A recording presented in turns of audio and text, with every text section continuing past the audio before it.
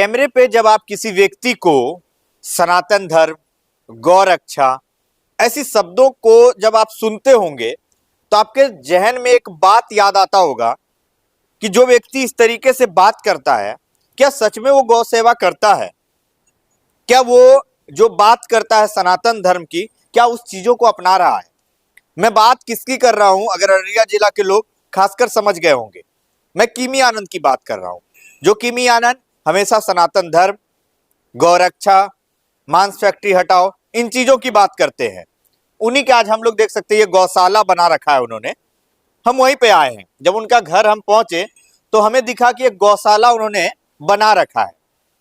तो अब जब उन्होंने गौशाला बना रखा है तो 100% है कि गौ सेवा भी करते होंगे। अब जो यहाँ के स्टाफ है उनसे भी जानेंगे और किमी आनंद जी से भी जानेंगे। और जो व्यक्ति इतनी संख्या में गौ रखे तो क्यों ना गौरक्षा की भी बात करे। चलिए आइए, किमी आनंद जी हैं, आपके घर पे तो हम थोड़ा सा घूमने आए थे, लेकिन एक नया चीज दिख गया कि आप बार बार गौरक्षा की बात क्यों करते हैं? गाय हमारी माता है, इसका सेवा करना हमारा धर्म है। आपको मैं बता देता हूँ कि 13 करोड़ देवी देवता गौ माता के शरीर में निवास करता है और गौ माता की पूजा से ही लगभग 100 अश्वमेघ यज्ञ के बराबर पुण्य मिलता है। और एक चीज बता दो, जो इन्होंने बताया ये तो गौ माता की कहीं ना कहीं जो चीजें हैं, जो उनका संरचना है वो चीज बताया, लेकिन ये जब पहुंचे तो गाय जो है एक तरह से इनकी ओर जो है आकर्षित हो गई। सारे गायों ने इनके तरफ एक तरह से देखा और लगा कि कब अगर अगर यहाँ से खुल के अगर उनके गले लग सकते तो लग जाते। इतना प्यार मतलब कब से रखा हुआ है आपने गौ माता को? ये लगभग 10 से 12 साल हो गए और हमारे घर में जब मैं जन्म लिया था उस टाइम से गौ सेवा होती है, यानी मान के चलिए 35-36 साल हो गए। 35-36 सालों से गौ की सेवा कर रहे जी, हमारे पिताजी लगातार निरंतर करते आ रहे हैं। ये जो भी गौ देख रहे हैं, बछड़े देख रहे हैं, हमारे पिताजी का इसमें अभिन्न योगदान है। मैं तो समय नहीं दे पाता हूँ, समाज के प्रति समर्पित हूँ, मगर हमारे पिताजी का सारा व्यवस्था किया हुआ। आप देखिए, सब गाय के ऊपर पंखा लगा हुआ है, नीचे मैट बिछा हुआ है।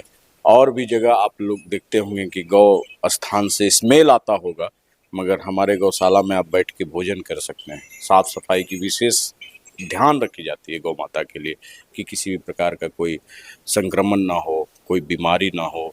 उनके खाने का व्यवस्था देखिए यहाँ पड़ा हुआ है, इनके दाना का देखिए अंदर। आई किमी आनंद जी, वो भी चीज हम दिखाते हैं। देखिए बहुत सारे लोगों को लगता होगा कि कैमरे पे बहुत सारे लोग फ्रेंडली हो जाते हैं, बातों को बताते हैं, लेकिन जब आप साक्षात रूप से इन चीजों को देखेंगे तो आपको एहसास होगा कि जब उस व्यक्ति सिर्फ कैमरे पे ही बातों को नहीं बोल रहा है, सही रूप में दिखा भी रहा है। देखिए, ये गाय का अनाज है, गौ माता का जो है दाना है, आपको चोकर है, आपको सुधा दाना जिससे इनको प्रोटीन मिलता है, प्रोटीन पाउडर है, गायों की सारी व्यवस्थाएं हैं।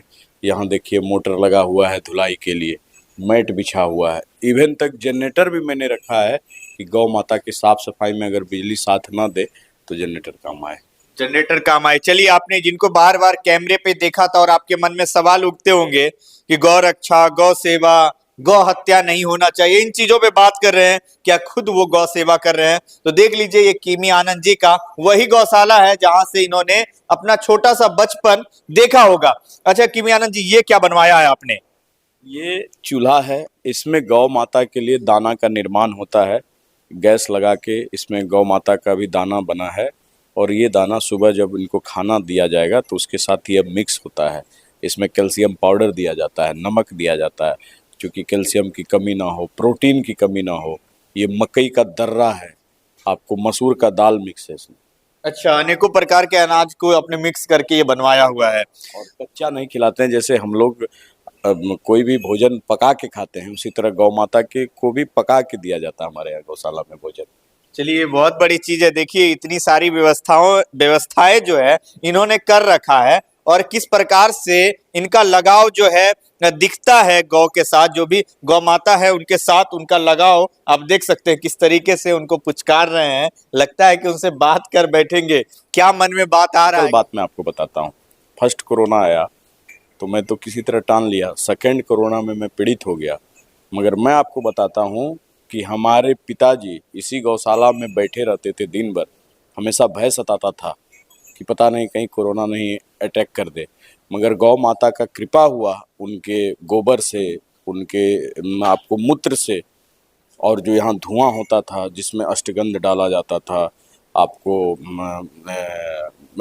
ये क्या कहता है, विभूति डाला जाता था, जो भी अनेक प्रकार के हवन सामग्री होती थी, जब हम लोग हवन करवाते थे, जब शाम में पर डे देखिए अभी भी धुआं हो रहा है कि गौ माता को मच्छर ना लगे, तो उसमें हम लोग हवन सामग्री डालते थे, वातावरण शुद्ध रहता था।